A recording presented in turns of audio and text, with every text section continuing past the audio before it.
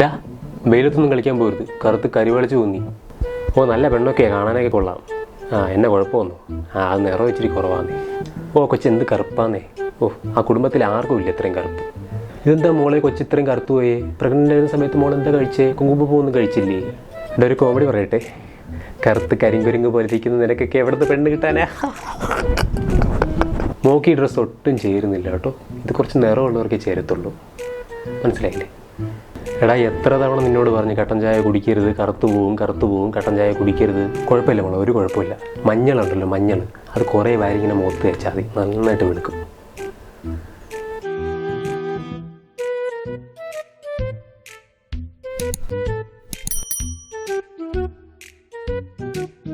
നമ്മൾ പലർക്കും അല്ലെങ്കിൽ നമുക്ക് ചുറ്റുമുള്ളവരിൽ പലർക്കും പലപ്പോഴായിട്ട് ഇത്തരത്തിലുള്ള കമൻറ്റുകൾ എപ്പോഴെങ്കിലുമൊക്കെ കേൾക്കേണ്ടി വന്നിട്ടുണ്ടാവും അല്ലേ? നിങ്ങൾ ഏത് നിറത്തിലാണോ ആ നിറത്തിലായിരിക്കുന്നതിനെ അംഗീകരിക്കാതെ പലപ്പോഴായിട്ടും പലതും നിങ്ങളുടെ മുഖത്ത് വാരി തേച്ച് വെളുക്കാൻ ശ്രമിച്ചവരായിരിക്കും നിങ്ങൾ പലരും. താരതമ്യേന നമ്മുടെ നാട്ടിൽ പുരുഷന്മാരെക്കാൾ സ്ത്രീകൾക്കാണ് ഇത് ഏറ്റവും കൂടുതൽ നേരിടേണ്ടി വരുന്നതെന്നുള്ളതാണ് ഒരു വസ്തുത. പ്രകടമായിട്ട് ഒരുപക്ഷെ കാണാൻ കഴിഞ്ഞെന്ന് വരില്ല, പക്ഷേ തൊലിനിറത്തോടുള്ള ഇത്തരത്തിലുള്ള ഡിസ്ക്രിമിനേഷൻ നമ്മുടെയൊക്കെ ചിന്തകളിൽ ഇഴുകിച്ചേർന്ന് കിടക്കുന്നതാണ്. പ്രകടമായിട്ടാണെങ്കിലും അല്ലെങ്കിലും വെളുത്തവന് മുൻഗണന നൽകുന്ന ഒരു സമൂഹമാണ് നമുക്ക് ചുറ്റുമുള്ളത്. എന്താണ് കളറിസം എന്ന് പറയുന്നത്? ഏതെങ്കിലും ഒരു വംശീയ വിഭാഗത്തിലെയോ അതിലുൾപ്പെടുന്ന ആളുകളിലെയോ തന്നെ ഇരുണ്ട നിറമുള്ള ആളുകളോടുള്ള മുൻവിധിയോടുള്ള പെരുമാറ്റവും വിവേചനത്തെയാണ് കളറിസം എന്ന് പറയുന്നത്. ഈ 21-ാം നൂറ്റാണ്ടിലെ ലോകത്ത് മുഴുവനായിട്ടും നമ്മുടെ നാട്ടിലും ഒക്കെ നടക്കുന്ന ചില സംഭവങ്ങളാണ് ഈ ഒരു വീഡിയോ ചെയ്യാനായിട്ട് പ്രചോദനമായത്. നിങ്ങളെല്ലാവരും ജോർജ് ഫ്ലോയിഡിൻ്റെ മരണത്തിനെ കുറിച്ച് കേട്ടിട്ടില്ലേ? ആ ദാരുണമായ കൊലപാതകത്തിന് ശേഷം ഐ കാൻറ്റ് ബ്രീത്ത് എന്ന് പറഞ്ഞ വാചകം ലോകം മൊത്തം ഏറ്റെടുത്താണ്. OECD രാജ്യങ്ങളിൽ 1990-നും 2015-നും ഇടയ്ക്ക് നടത്തിയ പല പഠനങ്ങളുടെ അടിസ്ഥാനത്തിൽ യൂറോപ്പിലും വടക്കേ അമേരിക്കയിലും നിയമന പ്രക്രിയയിൽ ഒരുപാടധികം വർണ്ണവിവേചനം നിലനിൽക്കുന്നുണ്ടെന്ന് കണ്ടെത്തിയിട്ടുണ്ട്. കുട്ടികളിൽ പോലും ഈ വേർതിരിവ് അവരെ ബാധിക്കുന്നുണ്ടെന്നും അവരെ മാനസികമായിട്ടും ശാരീരികമായിട്ടും ഇത് അലട്ടുന്നുണ്ടെന്നും പഠനങ്ങളിൽ തെളിയിച്ചിട്ടുണ്ട്. 1940-ൽ സൈക്കോളജിസ്റ്റുകളായ കെന്നത്തും മെമി ക്ലാർക്കും അമേരിക്കയിൽ തന്നെ ഡോൾ ടെസ്റ്റ് എന്ന പേരിൽ അറിയപ്പെടുന്ന ഒരു ടെസ്റ്റ് കണ്ടക്ട് ചെയ്യുകയുണ്ടായി. വർണ്ണവിവേചനം എത്രത്തോളം കുട്ടികളെ ബാധിക്കുന്നു എന്ന് കണ്ടെത്താൻ ആഫ്രിക്കൻ അമേരിക്കൻ കുട്ടികളിലാണ് ഈ ടെസ്റ്റ് നടത്തിയത്. ആ ടെസ്റ്റിന്റെ കുറച്ച് വിഷ്വൽസ് നിങ്ങൾ കണ്ടു നോക്കൂ. Can you show me the doll that you like best or that you like to play with? This one. I like that one. Okay. This one. That one? This one. I like to play with this. And can you show me the doll that is the nice doll? And why is that the nice doll? He's white. And can you show me the doll that looks bad? Okay. And can you give... And why does that look bad? Because it's black. And why do you think that's a nice doll? Because she's white. And can you give me the doll that looks like you?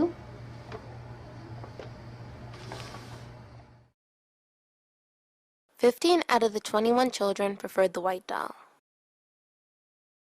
Sure. What do you think of that skin color?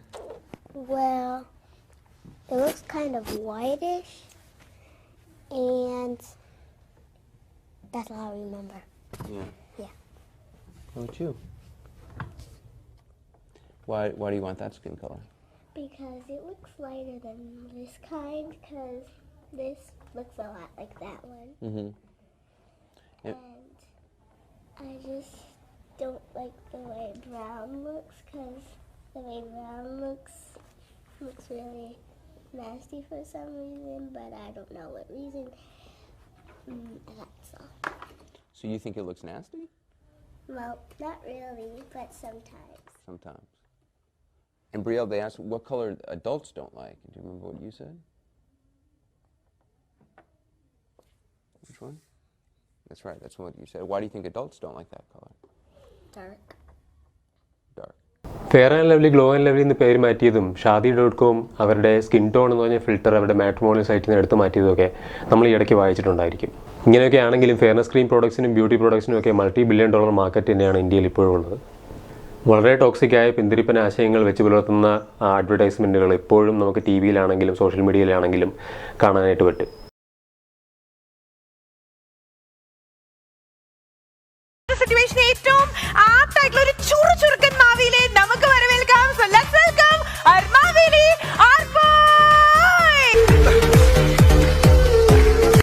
തരാൻ പാതാളത്തിന് വന്ന മഹാബലി തമ്പുരാനാണ് ഞാൻ. അല്ലെ ഒത്തിരി ഒത്തിരി പറയണ്ട, പറിച്ചു വെച്ച പോലെ തന്നെ ഇരിക്കുന്നത്. അതിനകത്തൊന്ന് ഇറങ്ങി വന്നപ്പോഴേ പൊത്തിനകത്തൊന്ന് പെരിച്ചാഴി ഇറങ്ങി വരും പോലെ. ടോട്ടൽ ആക്ച്വലി എങ്ങനെയുണ്ട് എന്റെ മഹാബലി? എങ്ങനെയുണ്ട്? സത്യം പറഞ്ഞ ഈ വാമനൻ ഉണ്ടായിരുന്നെങ്കിൽ ചവിട്ടി താക്കായിരുന്നു. എങ്ങനെയുണ്ട് ജൂഹി? എങ്ങനെയുണ്ട്? അൾട്രാവയലറ്റ് എന്ത് അൾട്രാവയലറ്റ് അടിച്ച എന്റെ സ്കിൻ കംപ്ലൈന്റ് ആവും. അതല്ല അൾട്രാവയലറ്റ് നിന്റെ പുറത്തടിച്ച അൾട്രാവയലറ്റ് കംപ്ലൈന്റ്. ഞങ്ങൾ എക്സ്പെക്ട് ചെയ്തത് ഇങ്ങനത്തെ മാവേലി അല്ല, ഇങ്ങനത്തെ കരിഞ്ഞുണങ്ങിയ മാവേലി അല്ല. മാവേലി ആവാനോ രാജാവ് ആവാനോ ഒന്നും കൊള്ളില്ല. സ്റ്റാർ മാജിക് ഡേ ഫ്ലോറിലേക്ക് ഇനി നമുക്ക് വെൽക്കം ചെയ്യേണ്ടത് നമ്മുടെ ഒഫീഷ്യൽ മഹാബലിയാണ്. എങ്ങനെയാണ് നമ്മുടെ മനസ്സിലുള്ള സങ്കല്പം എന്നുണ്ടെങ്കിൽ അങ്ങനെയുള്ള മഹാബലിയാണ് ഇനി നമ്മുടെ ഈ ഒരു ഫ്ലോർ വിസിറ്റ് ചെയ്യാനായിട്ട് എല്ലാവർക്കും ഓണാശംസകൾ നൽകാനായിട്ടും വരാൻ പോണേ. So let's welcome our official Maveli to Star Magic.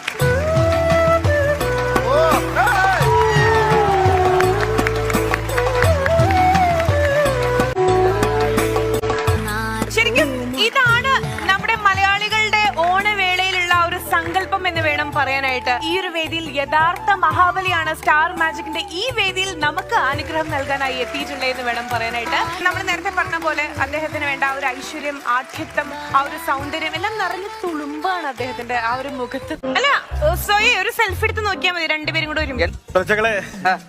ഏതാ ഈ കോമാളി? കറുത്ത നിറത്തോട് അല്ലെങ്കിൽ താരതമ്യേന നിറം കുറഞ്ഞവരോടുള്ള വിവേചനം നമുക്ക് ചുറ്റും നോക്കിക്കഴിഞ്ഞാൽ തന്നെ നമുക്ക് കൃത്യമായിട്ട് കാണാൻ കഴിയുന്നതാണ്. കറുത്ത നിറത്തിലോ ഇരുണ്ട നിറത്തിലോ ജനിക്കുന്ന ഒരു കുട്ടിക്ക് അവൻ ജനിക്കുന്നത് മുതൽ മരിക്കുന്നത് വരെ പല രീതിയിൽ പലതരത്തിൽ ഇത്തരത്തിലുള്ള മാനസികമായിട്ടുള്ള ബുദ്ധിമുട്ടുകൾ അനുഭവിക്കേണ്ടി വരുന്നുണ്ട്. കാലാകാലങ്ങളായി നമ്മുടെ മതഗ്രന്ഥങ്ങളിലാണെങ്കിലും സിനിമകളിലാണെങ്കിലും വെളുത്ത ആൾക്കാരെ, വെളുത്ത ചർമ്മമുള്ള ആൾക്കാരെ നല്ലവരായിട്ടും അല്ലെങ്കിൽ കറുത്ത ചർമ്മമുള്ള ആൾക്കാരെ അല്ലെങ്കിൽ കറുത്ത ആൾക്കാരെ മോശമായിട്ടും ചിത്രീകരിക്കുന്ന ഒരു പ്രവണത അല്ലെങ്കിൽ വില്ലന്മാരായിട്ടും ചിത്രീകരിക്കുന്ന ഒരു പ്രവണത കണ്ടുവരാറുണ്ട്. നമ്മുടെ സിനിമകളിലെ തന്നെ നായകന്മാരെ എടുത്തു നോക്കൂ, എല്ലാവരും വെളുത്ത നിറമുള്ളവർ തന്നെയാണല്ലോ. ഈ കറുത്ത നിറമുള്ള എത്ര നായകന്മാരാണ് നമുക്കുള്ളത്? കലാഭമണി ഉണ്ടായിരുന്നു, ഇപ്പോൾ വിനായകനുണ്ട്, അതുപോലെ വളരെ കുറച്ച് പേർ. നമ്മുടെ മുൻനിര നായകന്മാരെല്ലാം വെളുത്തവരാണ്. വളരെ അണ്ടർ പ്രിവിലേജ് ആയിട്ടുള്ള വളരെ താഴ്ന്ന നിലവാരത്തിൽ ജീവിക്കുന്ന മനുഷ്യരുടെ സിനിമകൾ എടുക്കുമ്പോൾ മാത്രമാണ് നമ്മളെപ്പോലുള്ള കുറച്ച് ആൾക്കാർ നമുക്ക് സിനിമയിൽ കാണാൻ വേണ്ടി കഴിയുന്നത്. ബോളിവുഡിലെ കാര്യമാണെങ്കിൽ പിന്നെ പറയാതിരിക്കുകയായിരിക്കും ഭേദം. ബോളിവുഡിലെ ഒരുപാട് നായകന്മാരും നായികമാരും ഇതിനൊക്കെതിരെ പ്രകടമായിട്ട് മുന്നോട്ട് വരികയും ശബ്ദമുയർത്തുകയും ചെയ്തിട്ടുണ്ട്. അല്ലെങ്കിൽ ഈ തൊലി വെളുപ്പാണ് സൗന്ദര്യത്തിൻ്റെ മാനദണ്ഡമെന്ന് ആരാണ് പറഞ്ഞത്? നമ്മൾ 2019 മിസ് വേൾഡ്, മിസ് യൂണിവേഴ്സും മിസ് അമേരിക്കയും ഒന്ന് എടുത്ത് പരിശോധിക്കുക. സൗന്ദര്യത്തിൻ്റെ അളവ് പോലും ഒരിക്കലും തൊലി വെളുപ്പൊന്നുമല്ല. ഇത് ആദ്യമായിട്ടൊന്നുമല്ല കറുത്ത വർഗ്ഗക്കാർക്ക് മിസ് വേൾഡ്, മിസ് യൂണിവേഴ്സും ഒന്നും കിട്ടുന്നത്.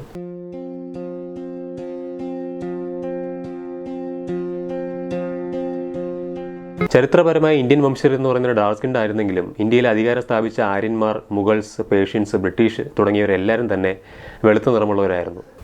അവസാനം ബ്രിട്ടീഷുകാരുടെ കാലം കൂടി കഴിയുന്നതോടുകൂടി fairness is equal to power എന്ന് പറഞ്ഞ ഇക്വേഷൻ തന്നെ നമ്മുടെ നാട്ടിൽ നിലവിൽ വന്നിരുന്നു. ഇങ്ങനെ നമ്മളെ അടക്കി ഭരിച്ചവരോടുള്ള ഇത്തരത്തിലുള്ള ഒരു ആരാധനയ്ക്ക് നമുക്കൊരു സ്റ്റോക്ക്ഹോം സിൻഡ്രോം എന്ന് വേണമെങ്കിൽ വിളിക്കാം. വെളുത്തിരിക്കുന്ന ബ്രാഹ്മണന്മാരെയും ക്ഷത്രിയന്മാരെയൊക്കെ വളരെ ആരാധനയോട് കാണുകയും ഒരു ബുദ്ധിയുടെയൊക്കെ സിമ്പിളായിട്ട് കാണുകയും ചെയ്യുന്ന കുറേ ആൾക്കാർ നമുക്കിടയിൽ ഇപ്പോഴും ഉണ്ട്.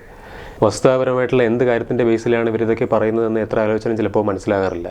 നമ്മുടെ നാട്ടിൽ താഴ്ന്ന ജാതിപ്പെട്ടവരൊക്കെ വെയിലത്ത് പണിയെടുക്കുകയും ഒരുപാടധികം കഷ്ടപ്പെടുകയും ചെയ്തിരുന്നവരാണ്. അതുകൊണ്ട് തന്നെ അവരൊക്കെ കറുത്തിരുന്നവരായിരുന്നു. ഈ വെയിലത്ത് പണിയെടുക്കാതെ സൂര്യൻ്റെ വെളിച്ചം അടിക്കാതെ ഇരിക്കുന്നവരൊക്കെ വെളുത്തിരിക്കും.